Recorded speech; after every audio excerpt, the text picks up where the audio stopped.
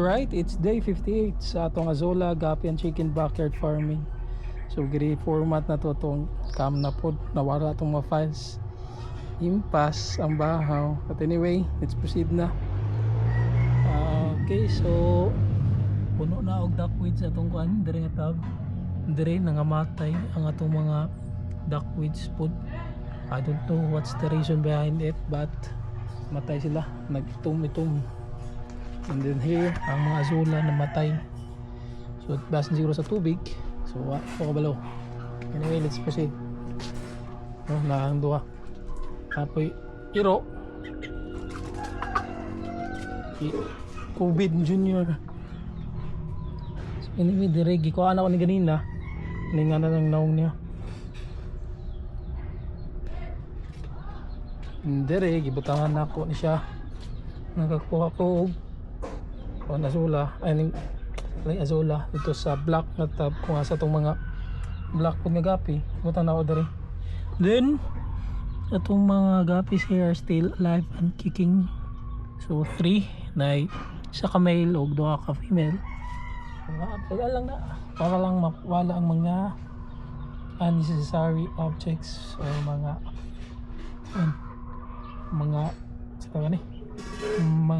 waya-waya. Green na kayo, congested na kayo,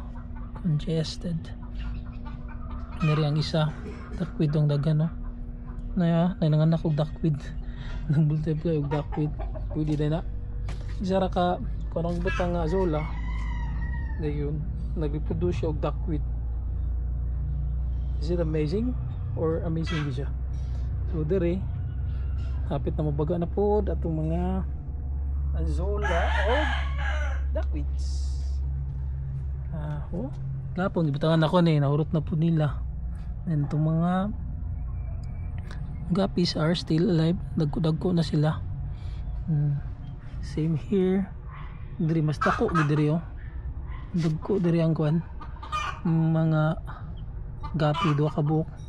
Mas dako siya, mas diri ang dako. Kay duha ram sila. Compare diri 5 man sila ka buok. So size difference diferensya gid siya.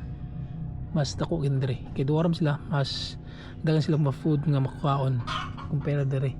Itong mga kuan, mga blue moscow, dagko na po itong mga fries. So di na sa sila. Itong talisay nga manok natugawok na siya.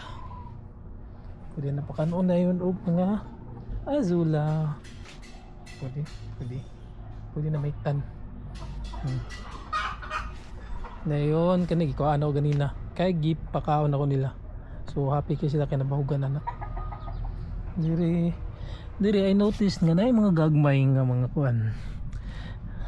Mga gapis kay for na pang kuha mo fries kanila mining isaw kana siya naman nabilin, but karon na ay mga tiny guppies na yung mga gagmay nga guppies.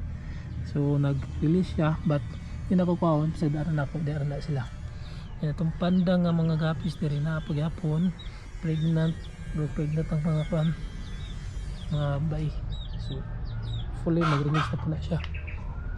Ito na itong kuan manok na galaya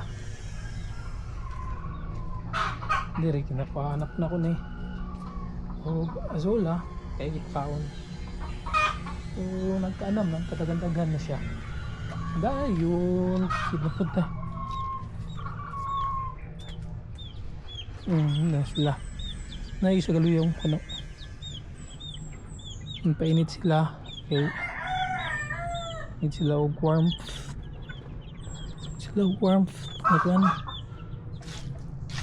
tinanay itog do ka buk do na bukit itog na siya ato, okay. And then here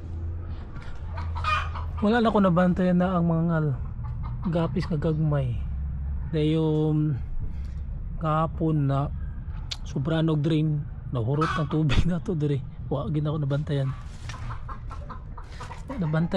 So ang mga gagping nga gagmay wala po kabantay if napabagyapon sila wala na. But kahapon nakita ko mga gapis nga gagmay. Karon I don't know na pa ba. I hope nga wala gikaon sa mga kuan dagko. Wala siguro. Wala siguro. But wala na ko yung nakita. Kaya dagbaga naman itong kuan Azula. Wa po nagulan. Nidirinan kay basin magulan. Unfortunately wala nagulan yun. Muna nangitog ito. O ba ito? Nawala nara. Kabalik na siya. Hello? Buyog. Tan. Siya. Gusto mo pamangkay mo. Ngayon napod mo. Ng mga kuano. Kalisay tanan nila sa itong bae. Nga Gilmore. Lisay tanan sila. Wala di pula. And then so happy nga nabalik sa Kalagsik. Na healthy sila usab. And I hope nga healthy pa ni sila. So muna sila itong mga chicks. So good sila, goods. Pero itong Gilmore nga ba Gilmore nga ba mag-iitlog po sila ka. Yeah. Para talisay mo ni anak atong kuha na to tali bai siya.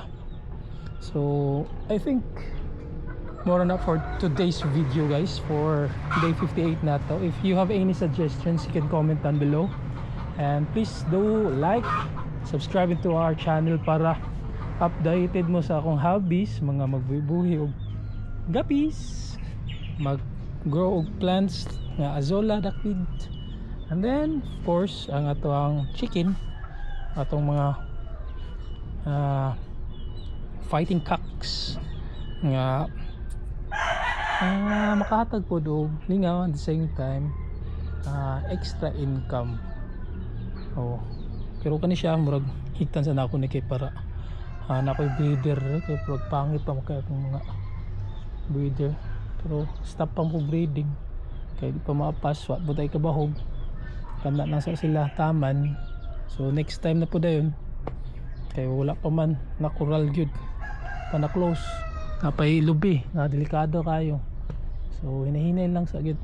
So that's all for today's video, and I hope nag-enjoy mo sa tong video, and God bless everyone. Bye bye.